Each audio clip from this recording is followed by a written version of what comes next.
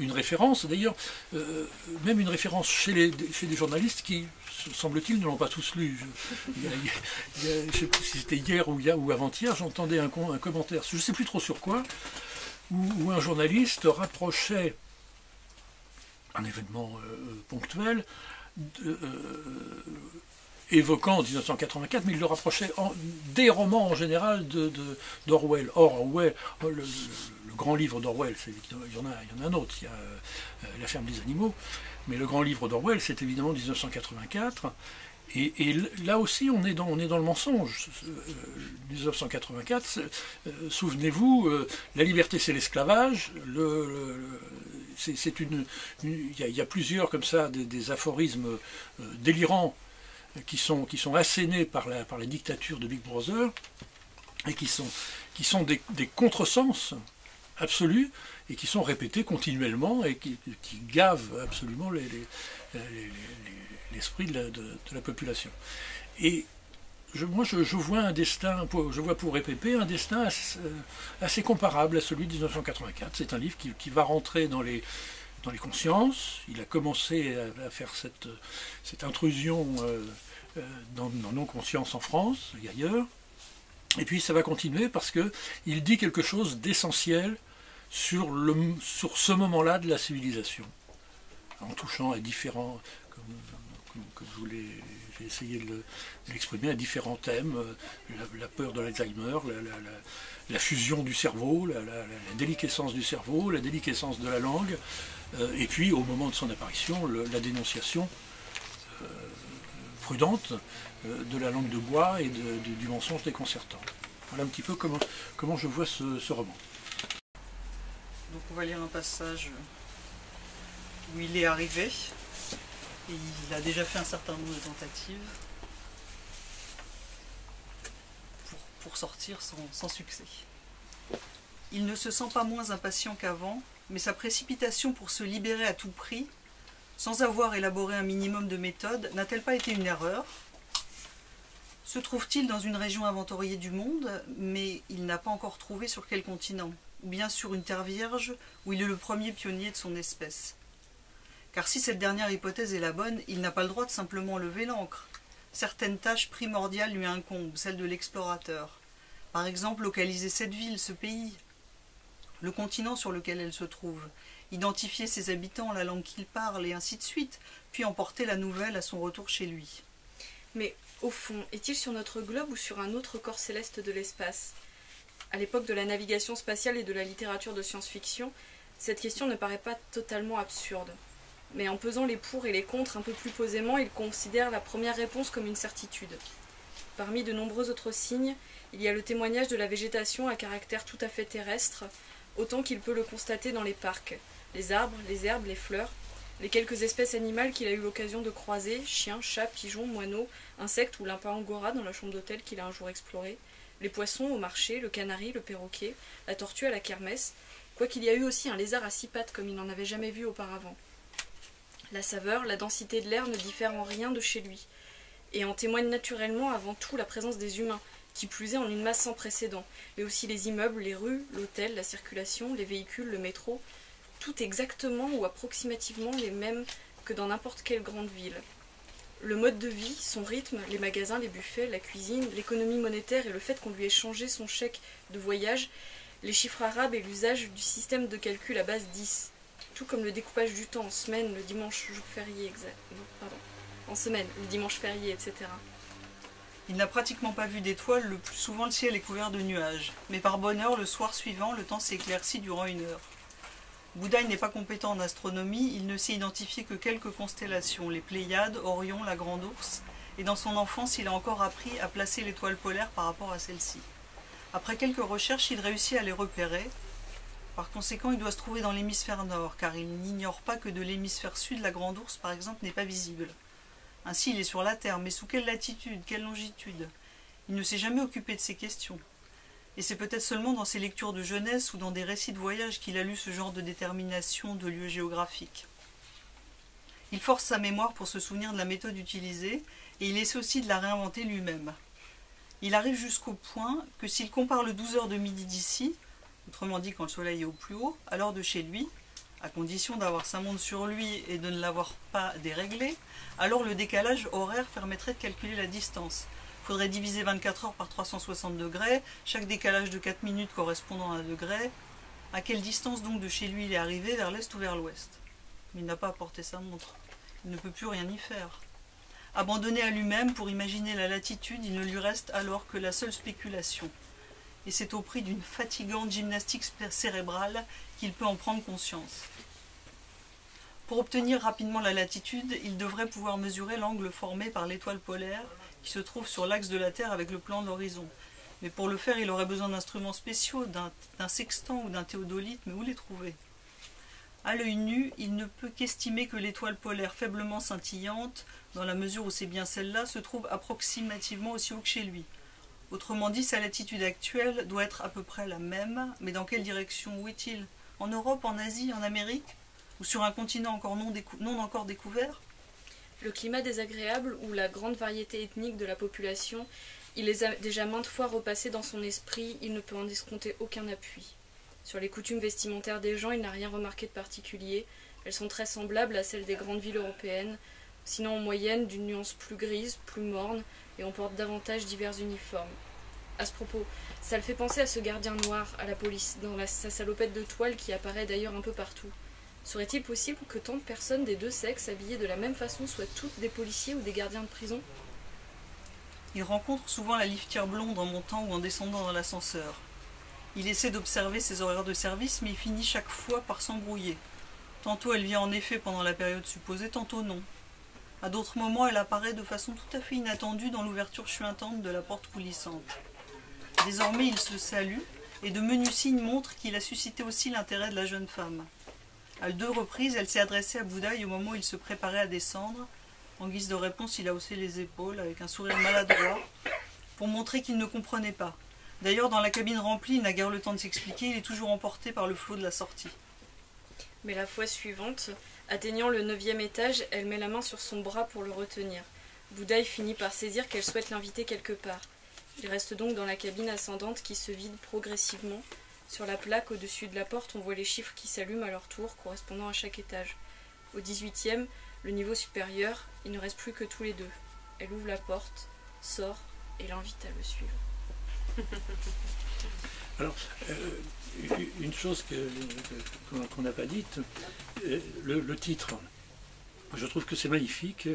Et Pépé, c'est le nom de la seule personne avec qui il va communiquer, et il va communiquer uniquement par la peau, par le corps, par l'étreinte charnelle. Et il n'est même pas sûr qu'elle s'appelle Pépé, parce que, est-ce qu'elle a dit son nom? C'est probable, mais c'est Pépé ou c'est Dié ou Pied, ou Tié. Donc je trouve que c'est une très très jolie trouvaille, c'est très beau, cette communication qui ne se fait uniquement que par le corps et dans une sorte d'incertitude de tout instant, quoi. C'est beau. Une des choses qui est très frappante dans les PP, un peu comme dans vos romans ou vos nouvelles, c'est qu'on part justement d'une situation familière, en l'occurrence là elle dure très peu de temps, et tout à coup il y a un glissement sans qu'on en connaisse la cause, sans qu'on sache pourquoi, il se retrouve dans un univers qui est étrange. Alors, dans son cas, totalement incompréhensible, vous avez dit que ça fait pas peur, mais c'est quand même, je trouve, oui, plus totalitaire que... Mais il n'y a pas l'attirail, voilà. Il n'y a pas les ustensiles. Mais je trouve qu'il y a une proximité avec ce que vous écrivez, vous, par ce glissement, en fait, et par le fait que ça n'est pas du tout expliqué. Est-ce que vous diriez que c'est juste? Ben, moi, il me semble que dans le fantastique, il faut d'abord du culot. Parce qu'il faut convaincre, et on a peu de temps pour ça, hein, quand on commence une histoire, que ce soit une nouvelle ou un roman, on a en réalité quelques pages pour convaincre le lecteur potentiel de nous suivre. Alors si on lui raconte une histoire qui lui est familière parce qu'elle obéit aux règles admises du réalisme, la vie c'est comme ça, il n'est pas dépaysé, il se retrouve dans un espace, dans un registre qui lui est familier, il va accepter assez facilement. Si au contraire on veut lui proposer une histoire qui n'obéit pas aux règles classiques du réalisme, c'est-à-dire à ce qu'il vit, lui, ce que le lecteur vit jour après jour, et heureusement pour lui. Pour ça, il faut prendre des précautions, mais en même temps, il faut arriver à le convaincre de nous suivre, mais en même temps, il faut le pousser dans le bain. En tout cas, on peut, ce sont peut-être deux méthodes concurrentes, mais qui l'une et l'autre ont leur mérite, et on peut y aller au culot. Mais après, une fois qu'on a poussé le lecteur dans le bain du fantastique ou de l'insolite ou du non naturel, du non réaliste, une fois qu'on a fait ça, il faut l'y garder, il faut qu'il accepte de rester. Et là, il faut de toute façon déployer des artifices peut-être, en tout cas des moyens qui vont le persuader que oui, finalement, ça ne ressemble pas à ce qu'il vit, mais ça vaut la peine d'être suivi et qu'on s'y enfonce avec l'auteur. Alors, voilà, soit sournoisement, on opère par décrochements successifs, ou alors, dès le début, on dit, ben voilà, c'est comme ça.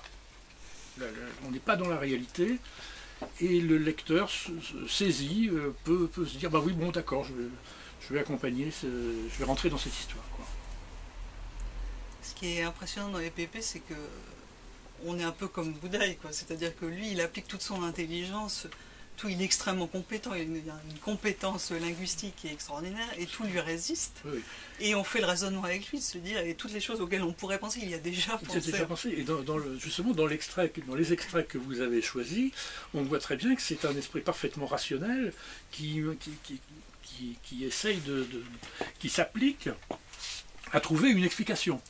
Et rassurez-vous, je ne vais pas dévoiler la fin pour ceux qui ne la connaissent pas, mais le salut, parce qu'en tout cas l'espoir, viendra d'une démarche de cet ordre.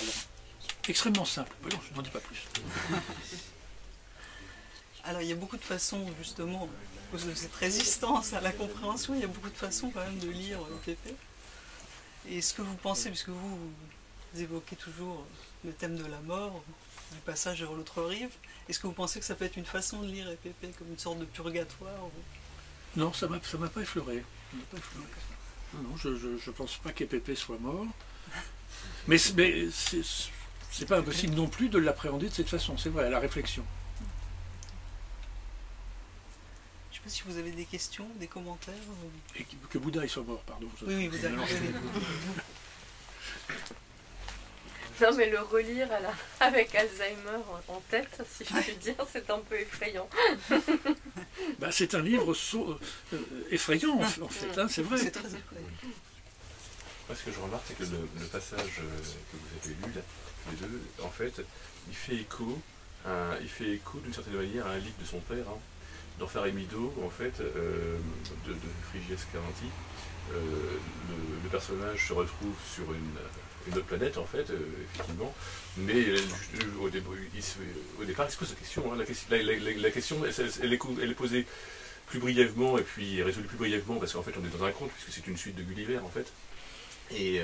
Mais elle y est posée. Et là, en fait, d'un seul coup, ça m'est revenu, parce que moi j'ai lu Faremido tout récemment, après avoir lu EPP, donc je n'avais pas fait le rapprochement dans ce sens-là. Mais en relisant, en réécoutant le passage-là, je me dis, tiens, là, je pense que Ferrin qui doit penser, il a quelque chose. Il y a un écho du livre. Un écho du livre de son père. De Frigyes.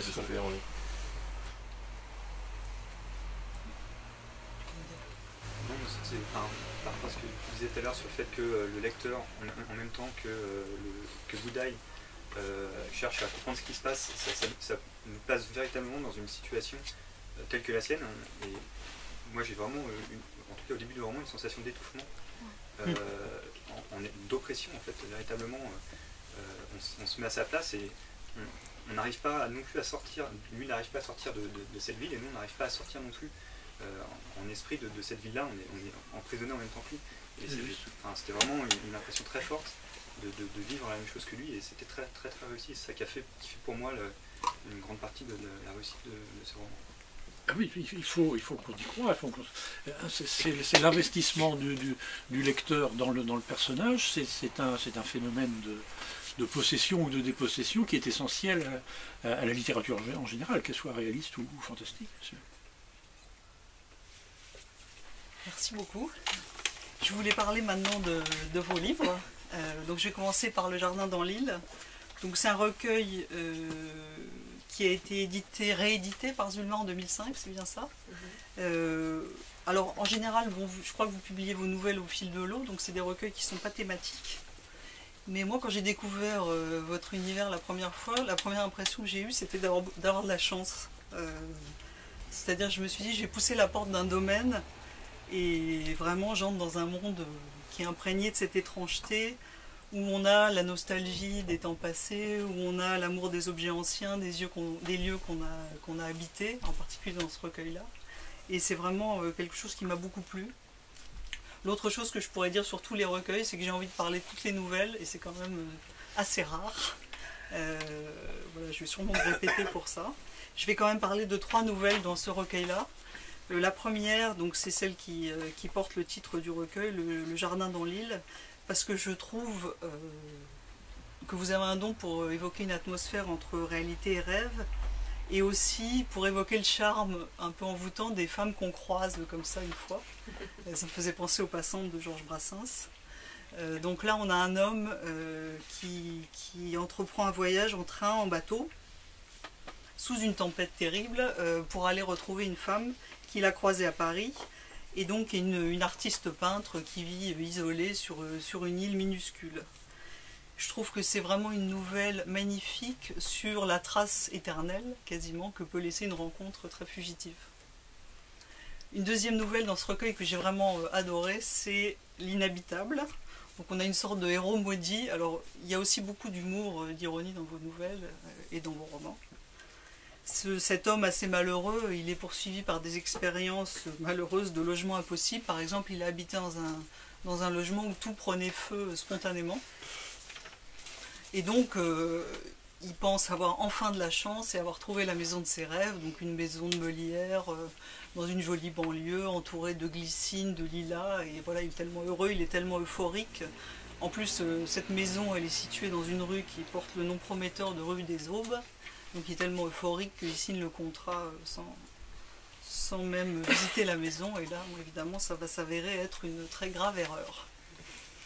Et alors il y en a une autre que j'adore évidemment, qui est Le courtier de Launay. Celle-là parce que je trouve qu'elle témoigne de votre talent pour raconter une nouvelle uniquement sur ce qui n'est pas dit.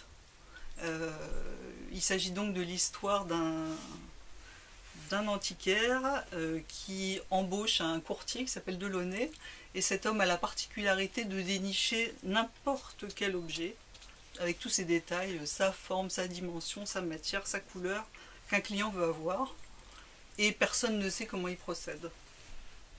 Donc évidemment, l'antiquaire est extrêmement intrigué, il lui propose un objet impossible, le courtier revient avec, et il a de cesse, il devient quasiment enragé pour découvrir ce secret caché. Voilà. Chaque nouvelle est un peu comme un rêve, et comme évidemment on a toujours envie de continuer à rêver, on a fini, on referme à regret. On va pas lire un extrait de Jardin dans l'île, mais on va lire un extrait dans les 2 autres. Donc le deuxième dont je voulais parler, c'est Singe savant tabassé par 2 clowns. Magnifique aussi. La première nouvelle, elle s'appelle La seule mortelle. Je pense que c'est vraiment un chef-d'œuvre du genre.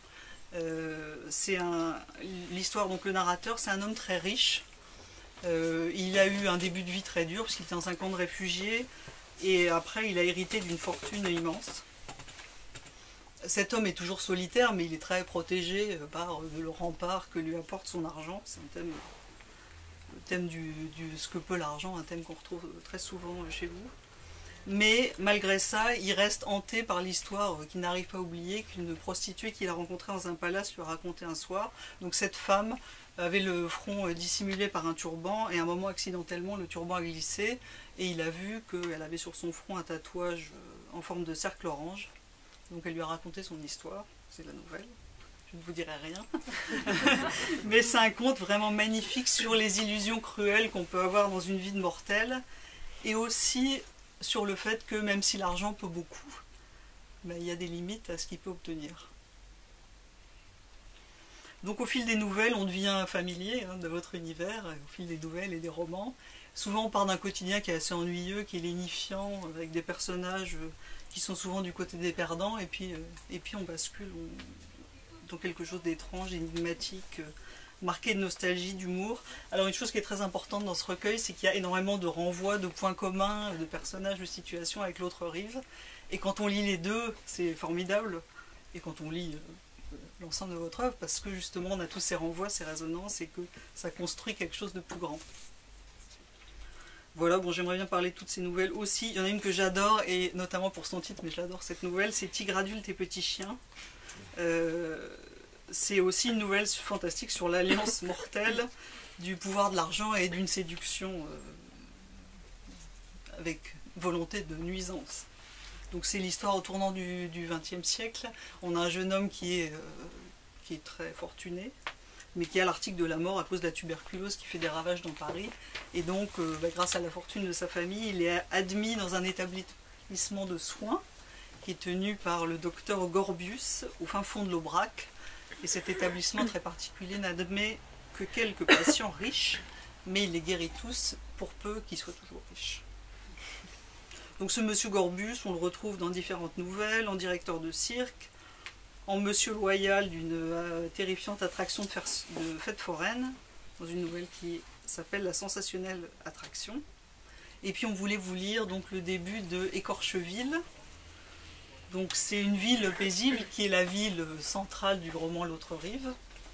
Et donc c'est une ville tout à fait banale, si ce n'est qu'on y a installé des machines à fusiller, ou plutôt des machines à s'auto-fusiller, qui sont d'un fonctionnement très très simple, comme des photobattants.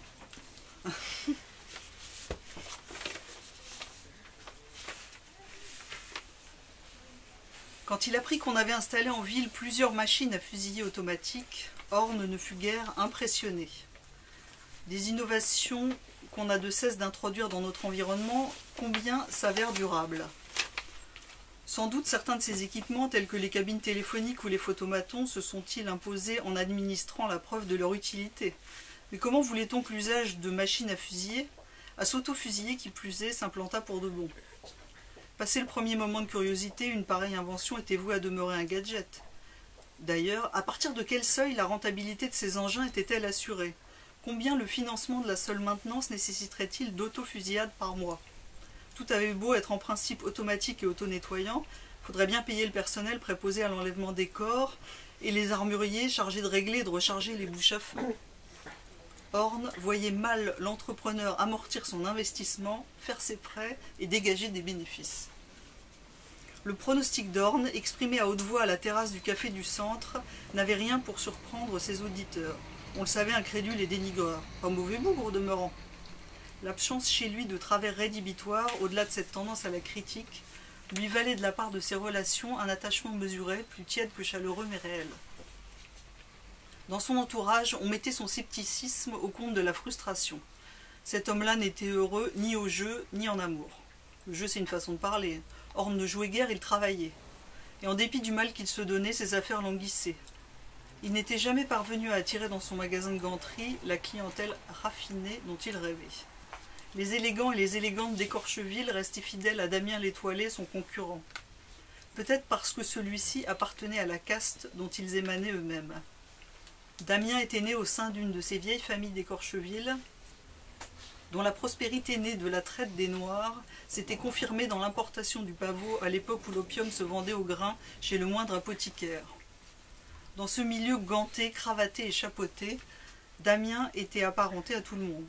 Les hommes lui donnaient du « salut mon vieux » et les femmes l'embrassaient sur les deux joues en pénétrant dans sa boutique. D'une extraction beaucoup plus modeste, Horn s'évertuait à vendre des gants et des cravates à des gens dont les parents avaient vécu main nue et col ouvert comme les siens. Il en concevait la moitié de son amertume. L'autre moitié avait trait aux femmes. Il avait cru longtemps que ce qui les écartait de lui était sa manière d'être au monde. Il n'y était pas simplement d'un bloc, comme elle, l'attente d'un homme à tous usages. Il y était avec réticence, avec des arrière-pensées visibles comme le nez au milieu de la figure. Or, selon toutes apparences, elle voulait des hommes qui fussent là, comme elle, dans une innocence ou une légitimité proche de l'animalité, assimilable à la candeur de la gazelle, à l'ingénuité du crocodile. Quant à lui, il ne parvenait jamais à s'aveugler assez pour se croire tout à fait dans son bon droit, ce qui donnait à la plupart de ses actes, mais surtout à ses initiatives en matière amoureuse, quelque chose d'hésitant et de précipité qui le menait le plus souvent au désastre. Les rapports mal réglés qu'Horn avait conscience d'entretenir avec ce qu'il est convenu d'appeler la réalité n'étaient pas la seule cause de son insuccès. Il y avait sa laideur, de gros yeux au-dessus d'un gros nez, lui-même surplombant une bouche sans lèvres, genre plus au rasoir par grand froid, le contraire d'une bouche d'amant, le tout encadré d'oreilles de dimension excessive et d'une couleur indiscrète. Ajoutez à cela une extrême mobilité faciale qui l'entraînait à souligner le moindre propos d'une grimace, comme à dévoiler sans profit pour personne une dentition fautive. On se demande comment il avait pu vieillir dans cette ignorance, mais le fait est qu'à 50 ans passés, Horn commençait à peine à se douter qu'il était laid. Vous voulez dire quelque chose À propos des 3 nouvelles que vous avez résumées très rapidement dans le premier recueil, il se trouve que je crois beaucoup au recyclage dans l'écriture, et singulièrement dans le roman et dans la nouvelle. Mais dans la nouvelle, c'est évident, parce que quelque chose qu'on a vécu ou quelque chose qui nous a frappé peut être le point de départ d'une nouvelle, et aussi l'organiser, la structurer. Alors je ne sais plus lesquels vous aviez cité. Le jardin dans l'île. Le jardin dans l'île, le départ au moins est un recyclage flagrant, puisque le voyage en bateau et la tempête, je l'ai vécu entre Brest et Ouessant, absolument. C'est absolument effrayant. D'ailleurs, le bateau n'est pas allé jusqu'à Ouessant, il s'est arrêté à l'île Molène et puis il est revenu. Et donc là, j'avais envie de raconter déjà cette traversée avortée, puisque pendant quelques instants, j'avais été persuadé que ça tapait tellement sur la coque de tous les côtés, j'étais persuadé qu'on allait couler. Tu veux dire que c'est une forme d'autofiction? Je ne dirais pas ça. Mais bon, c'est du recyclage. Voilà. Après, ce qui se passe sur l'île, la rencontre entre cet homme et... Là, c'est de la pure fiction, bien entendu. Mais elle est née d'un recyclage, d'une expérience tout à fait précise. Les autres que vous avez... C'est l'inhabitable. Alors l'inhabitable, j'ai toujours été obsédé par la question immobilière. Mobilière et immobilière. Ça vient, c'est presque un traumatisme d'enfance. C'est que j'ai passé les 8 premières années de ma vie dans une chambre de bonne, avec ma mère au 8e étage, et c'était absolument vertigineux. Donc on trouve dans mes livres, dans mes histoires, des chambres de bonne, mais aussi des villas, mais aussi des châteaux, et finalement c'est un traumatisme, quoi. Bon, je vais arrêter là les mentions de recyclage, mais c'est un mécanisme d'écriture, de création qui est constant chez moi, et pas seulement chez moi, je crois que c'est très général. C'est comme ça que fonctionne la littérature. C'est comme ça qu'elle se produit au départ. En fait, ce qui est formidable quand on vous lit, c'est qu'au fur et à mesure qu'on lit, comme on retrouve des éléments comme ça, mais des personnages, des noms, les villes, les Corchevilles, les Parvets, au fur et à mesure, ça vient constituer comme une somme. C'est-à-dire que l'ensemble des lectures forme plus que... Et ça, je trouve que c'est quelque chose de très fort. J'ai commencé à faire ça tout de suite, en 72, 73, dès mes premières nouvelles et dès mes premiers romans, qui sont venus un petit peu plus tard. Et la petite ville d'Éparvet apparaît dans ma toute première nouvelle, qui s'appelle Ces dernières pages, qui étaient mes premières pages. Et après ça, sans y avoir réfléchi, parce que j'écrivais dans une innocence, une ingénuité totale, au fur et à mesure que des nouvelles histoires apparaissaient, j'ai replacé Éparvet. Puis quand j'ai eu des personnages créés, un peu plus tard, créés dans une nouvelle, je les ai réutilisés dans un roman. Là aussi, le recyclage complet. Et alors, j'ai fait ça instinctivement, comme ça me venait tout naturellement. Et c'est plus tard que j'y réfléchis, que j'ai vaguement pensé à le mettre en système. Et le système s'est concrétisé, alors 40 ans plus tard, avec l'autre rive, qui enchasse des nouvelles, ou en tout cas des personnages de nouvelles, qui peuvent remonter à plusieurs décennies auparavant. Et alors là, je vais mettre tous les guillemets possibles, bien entendu, et prendre tout ça est évidemment relatif, mais j'ai fait mon petit Balzac et mon petit Zola à moi tout seul, parce que c'est la méthode. J'avais pas du tout réfléchi à ça, mais dans Balzac comme dans Zola, il y a création d'un monde cohérent où les personnages vont d'un roman à l'autre, font plusieurs apparitions, pour obtenir finalement une sorte d'œuvre cohérente, parce que ce qu'on appelle une œuvre chez un auteur, qu'il soit petit auteur, grand auteur, moyen auteur, il y a un disparate au fond. On écrit livre après livre, et puis il y a un livre autobiographique, et puis un livre qui ne l'est pas du tout, il y a une fiction de tel ordre, il y a un essai, une réflexion. Bon, le disparate habite la plupart des œuvres littéraires, à l'exception de quelques-unes. Alors, encore une fois, j'y vais prudemment. Hein. Je ne me mets pas du tout sur le même plan que ces gens. Mais il n'y a que quelques œuvres qui sont des totalités. Il y a celle, je vais sans doute en oublier, hein, mais mettons qu'il y a celle de Balzac, la Comédie humaine, celle de Zola, les Rougon-Macquart, celle de Proust et celle d'Albert Cohen. Albert Cohen, autour du massif central qu'est Belle du Seigneur, tout fonctionne. Il n'y a qu'une œuvre, en réalité. Hein. Il y a les Valeureux, Manche-Clou, Solal, et puis quelques petits contreforts. Hein, celui qu'il a consacré à Marcel Pagnol, ou des choses comme ça. Mais l'essentiel, c'est le grand massif montagneux romanesque. Et donc, tout à fait étourdiment, j'ai essayé de faire un peu la même chose. J'ai pas essayé de faire la même chose, mais quand je me suis aperçu que ça allait dans ce sens-là, je me suis dit voilà. Donc là, j'ai commencé à recycler mes personnages et mes histoires et mes villes, mais il n'y en a que deux des villes, il y a Éparvet et Écorcheville. Donc voilà comment ça fonctionne.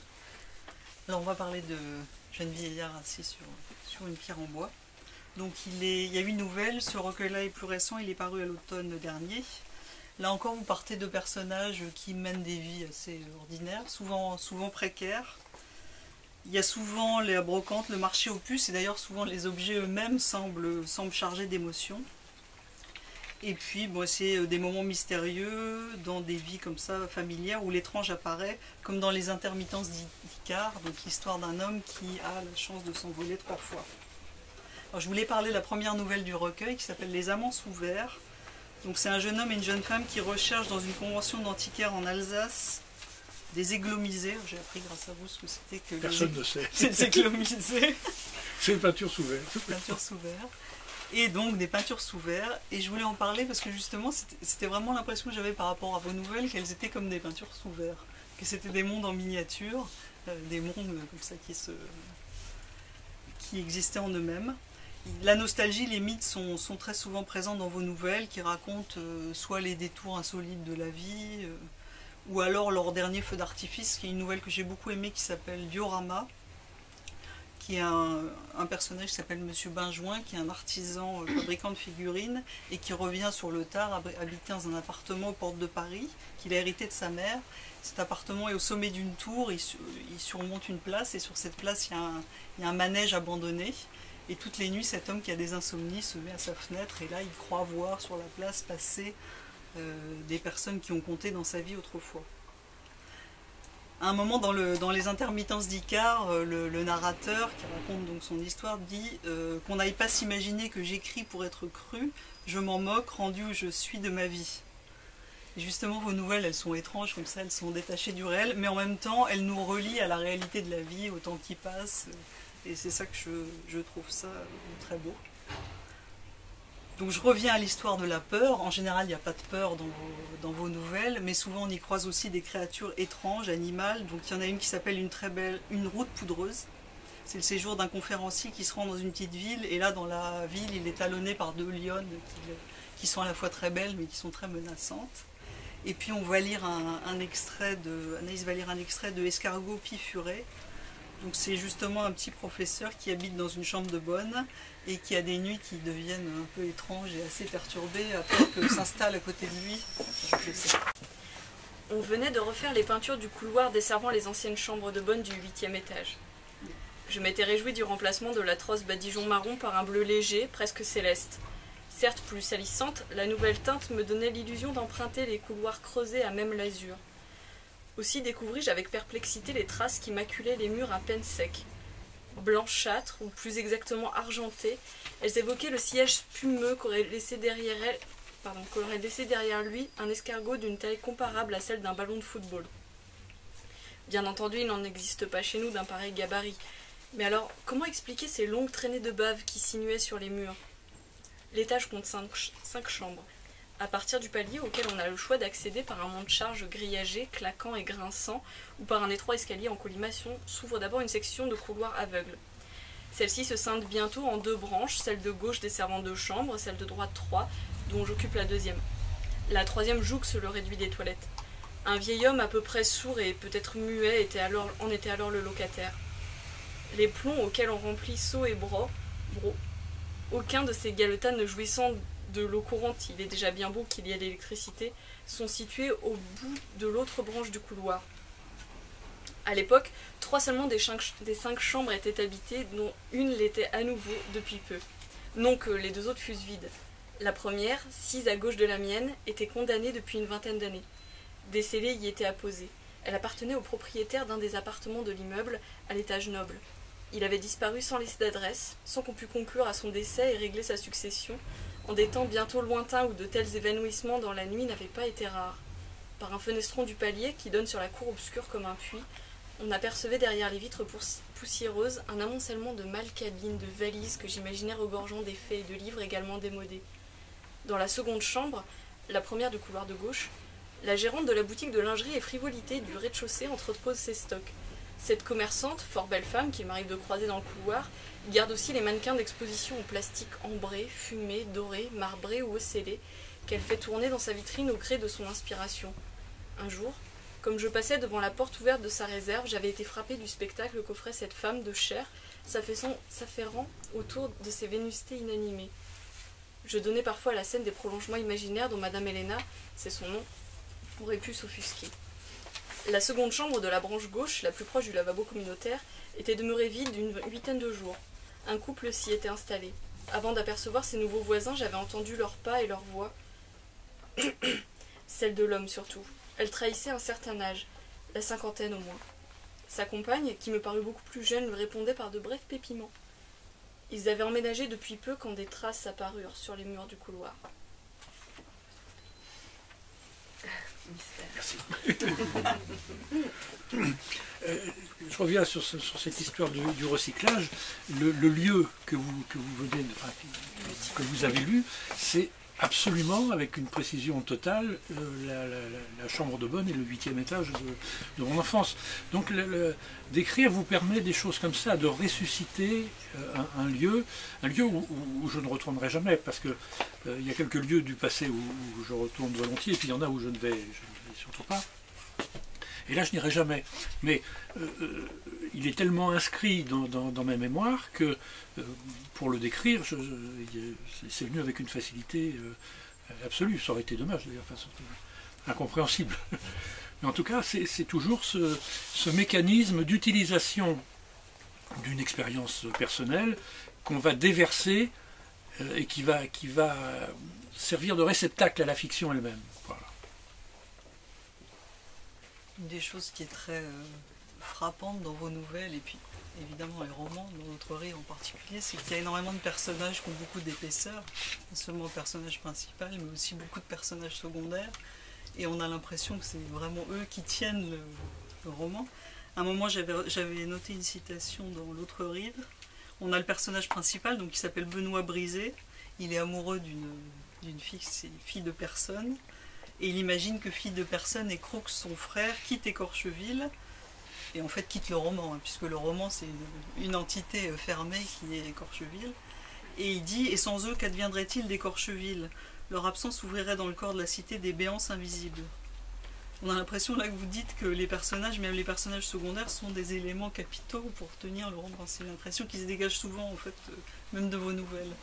Un mot sur Écorcheville qui a pris sa forme, qui était déjà préfiguré dans plusieurs nouvelles, mais qui a pris sa forme dans L'Autre Rive. Écorcheville est situé au bord du Styx. C'est-à-dire qu'en face d'Écorcheville, c'est le royaume des enfers, c'est l'Érèbe, quoi. Et évidemment, ça fait de cette ville une enclave tout à fait particulière où il se passe des choses étranges. Il y a des pluies, des pluies de grenouilles, des pluies je ne sais même plus ce qui de salamandres, des salamandres, voilà. mouches de Et puis, régulièrement, depuis les Rèbes, arrivent des épaves qui ont traversé le fleuve et qui sont. Alors on a trouvé une sirène comme ça, une sirène vivante, un centaure mort qu'on va s'occuper d'empailler, un satyre, un jeune satyre tout à fait vivant qui va animer considérablement la vie mondaine d'Écorcheville. Voilà. J'ai été très content de bâtir cette ville. Alors, bâtir une ville aussi, c'est passionnant pour un écrivain parce qu'on a tous les droits. Un metteur en scène peut, et certains l'ont fait, bâtir un univers à eux, des villes, mais ça coûte énormément d'argent. Tandis qu'un écrivain, il a son encre, son papier, son stylo, son encre, son ordinateur, tout ça ne coûte rien. On peut bâtir des cités entières, dresser des cathédrales, des châteaux, tout ça est gratuit. Et c'est extrêmement jouissif de le faire d'ailleurs. Est-ce que vous avez des questions? Marianne, tu disais tout à l'heure que dans les recueils de nouvelles, il n'y avait pas forcément de thème directeur. Cela dit, dans Singe savant tabassé par deux clowns, il y a quand même un point commun à toutes les nouvelles, c'est la mort. On retrouve quasiment dans toutes les nouvelles. Est-ce que c'est quelque chose que vous avez fait consciemment à la Non, c'est pas conscient. On m'a souvent dit qu'effectivement je revenais souvent sur le thème, ça c'est vrai. Mais je fais pas exprès. Et alors j'ai tout de même réfléchi au bout d'un moment, je me suis dit mais pourquoi, ou comment, et à quoi, et où ça va. Et il est sûr que quand on décrit la mort, en tout cas de la façon dont je l'ai fait à plusieurs reprises, c'est pour mettre quelque chose à la place. C'est-à-dire que la mort devient un territoire événementiel où il peut se produire des choses, où on vit des aventures. Donc c'est une sorte d'escamotage de la mort. Mais j'ai écrit effectivement pas mal de nouvelles. Enfin, je suis à peu près à 110 ou 112 nouvelles et donc quelques romans. Donc il y a pas mal de nouvelles et il y a plusieurs romans qui ont pour thème, au moins pour thème secondaire, pour thème adventiste ou alors pour thème arrière-plan, où la mort est présente effectivement. Mais alors, la contrepartie de ça, c'est que j'ai presque toujours refusé, on en revient au fantastique là, parce que le fantastique qui m'est cher, mais en même temps c'est un fantastique paradoxal que j'essaye de pratiquer, et donc je me suis presque toujours interdit de me servir dans l'espèce de grande poubelle où on met la mort en général, on met les ossements, le sang, tout ça. J'ai essayé d'éviter ça. Une fois, il y a une nouvelle qui s'appelle La Tête, parce que j'avais rencontré à plusieurs reprises des publics lycéens ou étudiants, bon, et je parlais du fantastique, et des lycéens m'avaient dit « Mais monsieur, c'est pas fantastique, ça fait pas peur, c'est pas gore, il n'y a pas d'horreur, il n'y a pas d'épouvante. » Alors je me suis dit « Bon, c'est vrai. » Et j'ai voulu prouver que j'en étais capable, quoi. Donc j'ai écrit une nouvelle qui s'appelle La Tête, que je trouve assez sinistre dans le genre. C'est un médecin de province qui voit un jour arriver un jeune type en pleine santé dans son cabinet, et il le fait passer même en priorité parce qu'il se dit ce type est magnifique, il respire la force, qu'est-ce qu'il peut bien avoir, et le jeune gars a un sac avec lui qui tient contre lui.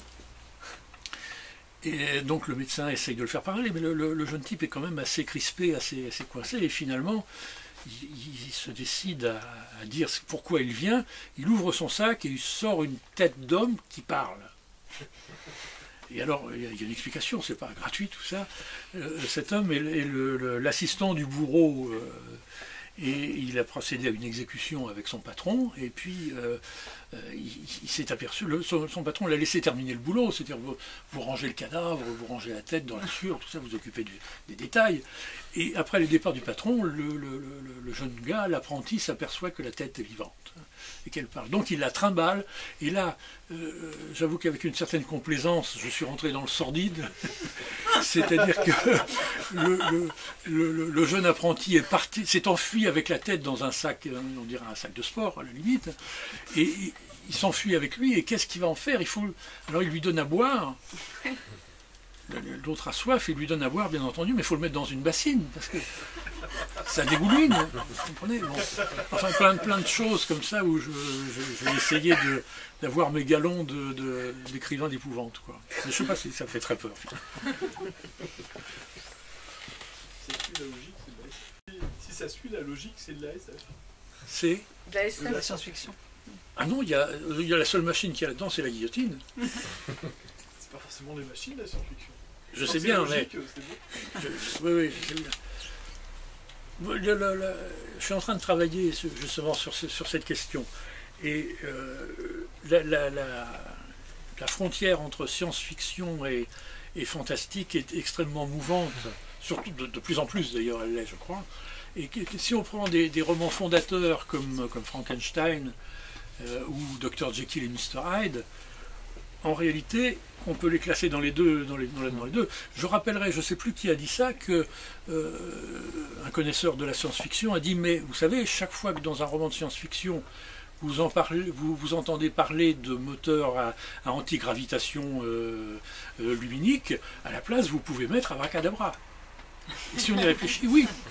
Il y a un moment où la science-fiction débouche sur le réel, dans certains romans, c'est le cas de 20 milieux sous les mers, par exemple, et de bien d'autres, c'est quand ce qui a été imaginé par l'auteur devient accessible et tout à fait quotidien par la science.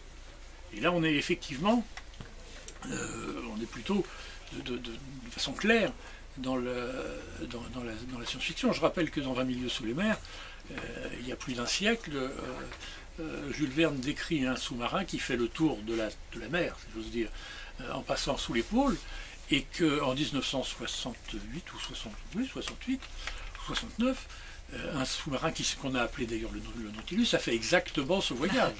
Donc là, l'anticipation a été rejointe et dépassée par la science. Mais autrement, c'est pas si simple. Dr. Jekyll et Mr. Hyde, il n'y a pas de machine, il y a un produit, il y a un savant.